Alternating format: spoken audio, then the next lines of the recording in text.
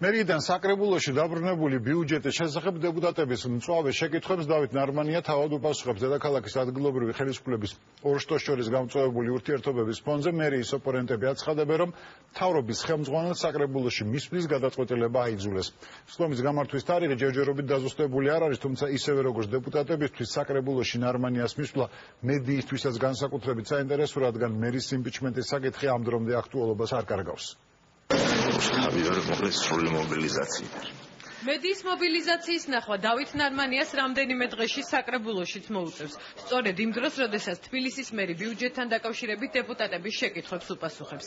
ოპოზიციის არაერთი მოთხოვნის მიუხედავად ნარმანიას საკრებულოში მისვლაზე უარს ამბობდა, დღეს კი განაცხადა, რომ ყველა შენიშვნას მოისმენს, მათ შორის ბიუჯეტის სადაო ხარჯებთან დაკავშირებით.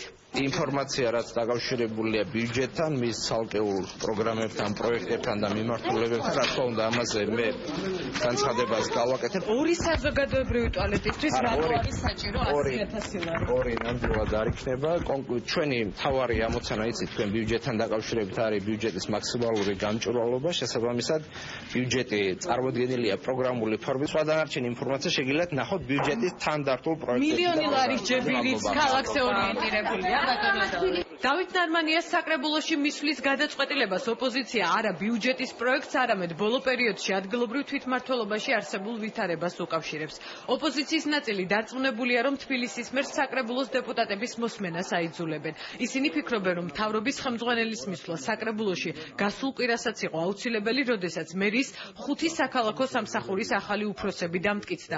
თუმცა ამ პროცედურას არც მერი და არც მისი რომელიმე მოადგილე დასწრებია. წესი არის ესეთი, რომ შენ დაქვემდებარებული ადამიანები ამოიღეთ არქივში.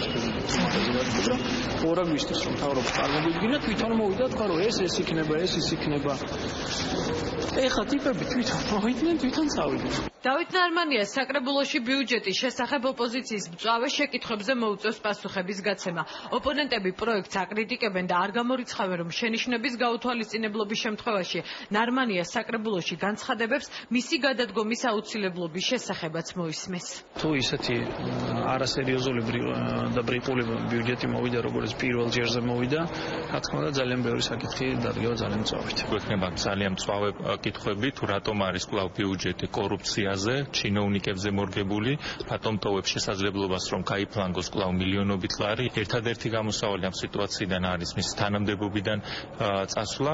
ბიუჯეტის პროექტის შესახებ შენიშვნები მმართველ გუნდშიც აქვს, თუმცა რამდენად კრიტიკულები იქნებიან უმრავლესობის დეპუტატები დავით ნარმანიას მისამართით ჯერ უცნობია. ჩვენ მიმოქმედეთ ისე, როგორც ეს ყველა ცივილიზებულ ქალაქს შეეფერება. ყველამ კარგად ვიცით, რომ დედაქალაქში არის მაგის პრობლემა, ტუალეტებს გულისხმობს და თავისთავად ეს უნდა მოგვარდეს და რაც შეეხება ჯებირებს, იქ არის განკეული შენიშვნები და ბუნებრივია ჩვენ დავხვეწავთ და როგორც არის სხვაგან მიღებული ინფორმით გავაკეთებთ. საკრებულოდან მერიაში შენიშვნებით დაბრუნებული ბიუჯეტის პროექტი ისევ საკრებულოში 10 დეკემბრამდე დაბრუნდება. სწორედ ამ დროს მივა თბილისის მერი მუნიციპალიტეტში და დეპუტატების შეკითხვებს უპასუხებს.